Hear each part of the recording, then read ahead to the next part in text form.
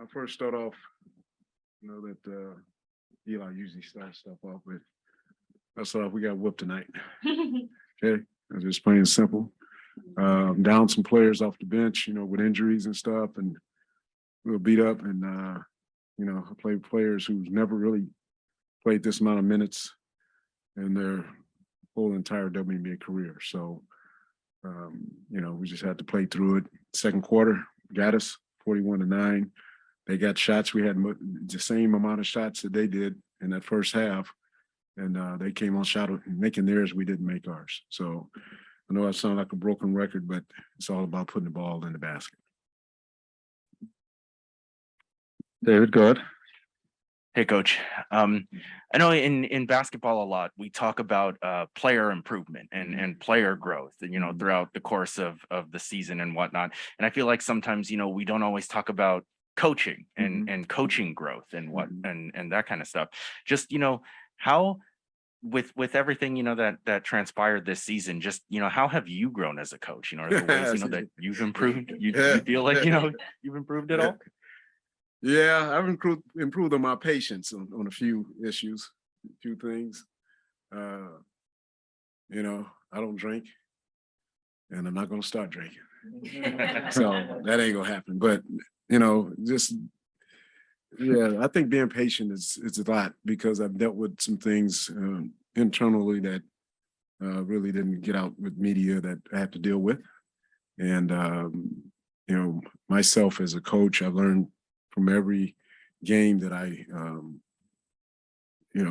go into, and also learn from every player and person that I meet. I've gained something from them from walking away. So this season, I learned a lot about continue to be patient and stay strong as a coach, and just know that you can only, fight with what you have. And sometimes you don't have all the bullets to fight, and you just got to keep firing away with the bullets you have.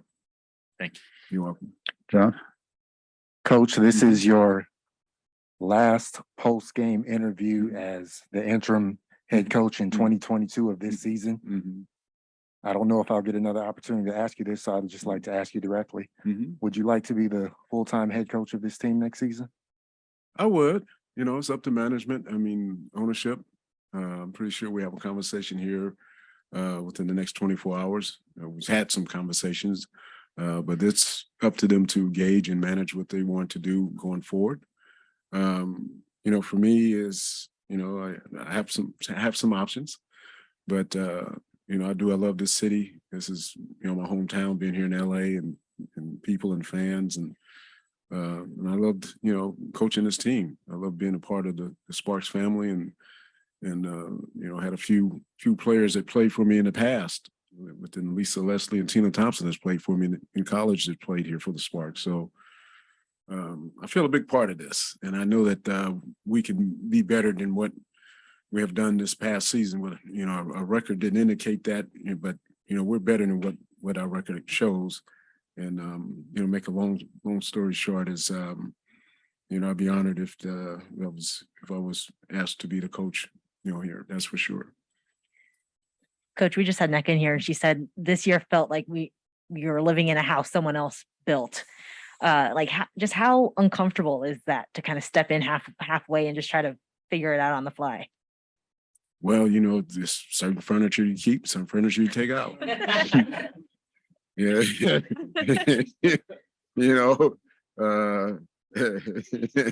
You leave it up to my wife, she's gonna throw a lot of stuff out and do it her way. So but no, we've had to kind of cut and paste some things together here. And it's got to be where we can put all the pieces together from the beginning, as far as on my end, to get the right products out there for us. I think the ladies that we have had out there really have grown and tried for us, but I think being healthy and getting a full training camp with them, with some of the things we implemented, it would feel more of a home versus being leased out or rented. Hey, Coach. So when you first took over as the interim head coach of this team, I asked you your leadership style, and, you said that you coach with a passion and a purpose.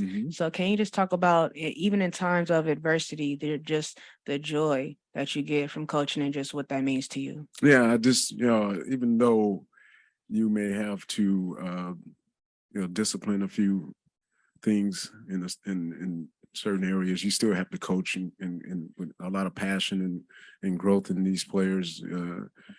They're still young, and I have to understand that. But me, my passion and purpose is like I sleep and breathe basketball, and I'm always going to be passionate about this game, especially women's basketball, and continue to be a pioneer for women's sports.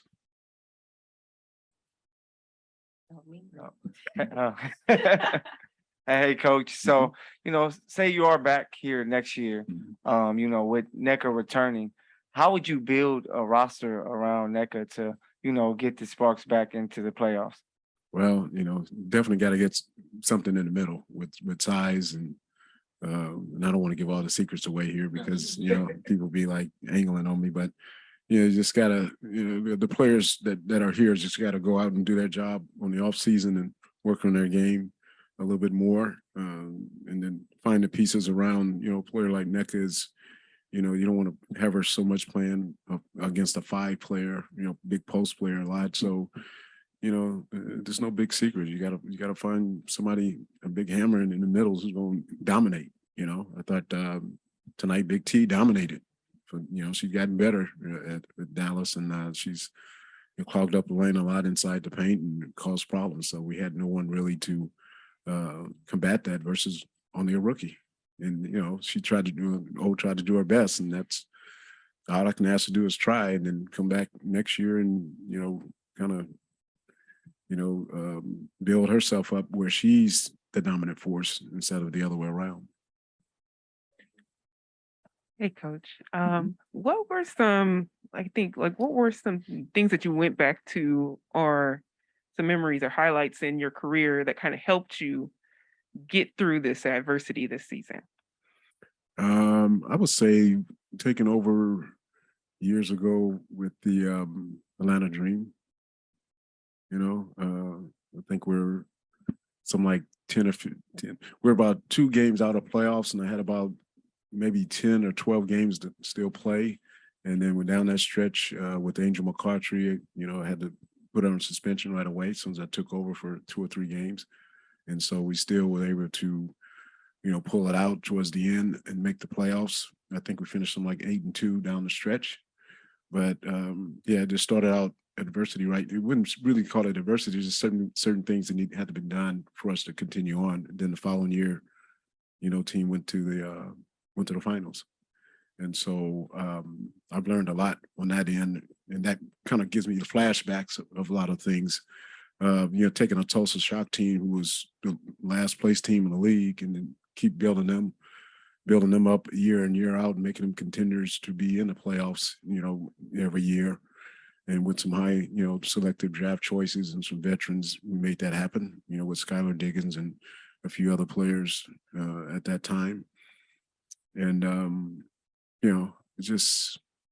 I would just say, going all the way back to the Atlanta days, that was really a really learning experience for me as a coach and GM at that time for that organization. Hey, Coach. When you kind of look at this season, you were thrown into it like in the middle of the season, like you said, and then so you didn't really you were just it just came quickly. Is there anything about your coaching style right now that you would change if you became the head coach next season? No, I think my style would still be the same. Very encouraging for the team, players, no matter if you're down or up, just still get in the gym, rolling the sleeves up and trying to make them better, for as a unit. I'm a no nonsense guy, I think you've kind of seen that with a couple of situations. And so I just want to do what's best for the team, not just one individual. And that's kind of like a big wall that I hit towards the end of the season or after All-Star break. and then we just try to smooth that out and play it out. But for me, I'm coming back with a lot of energy, a lot of fun, and a lot of flair, for this team. I think you've seen glimpses of it this season where they pass the ball and moving. There's, ball is circulating around a little bit faster. And I would emphasize more defense and get that structure in training camp versus trying to get it all in the middle of the season. Rashawn and then Tukni. Hey, Coach. Mm-hmm. You talked about some of the uncontrollables, right? That Mhm. you sort of inherit. How do you cope with those? Maybe like away from the team, or just in your moments, just to kind of get you Mhm. ready to come back and deal with whatever cards you have. How do you sort of cope with those uncontrollables? For one, mentally for me, I'm a music guy, so I play the piano a lot. I go and play the piano. I play the bass. I just kind of put music tracks down like Dr. Dre. I don't sing or anything like that, but that's what gets me through it. And being around the team and getting my mental right for the next day is that I'll always keep in mind that it's a possession, and each day is a possession. To live, to drive, to coach, and I feel very fortunate to be one of the pro coaches in this beautiful league, to be able to coach. I've had a lot of wins in this. I had a lot of losses here, but I think all the wins that I've had has been pretty much players who have become all-stars, Hall of Famers, and players who believe, who's come back to give you a hug and shake and say, "I appreciate that, Coach. Would you give me that push?" Coach, if you return next season as coach, have you had conversations about also adding general manager positions? Obviously, that's a pretty common thing in the league, a head coach / general manager. There's been conversations with that. I know at the time when they were talking about that earlier, I didn't, I wanted to focus on the team. And I think when you have more time, maybe think about that. That's something that's in the air that could possibly happen.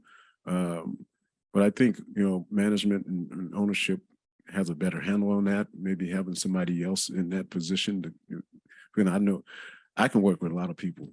I'm very patient, and I know whoever they may interview or try to come in with the GM side of things.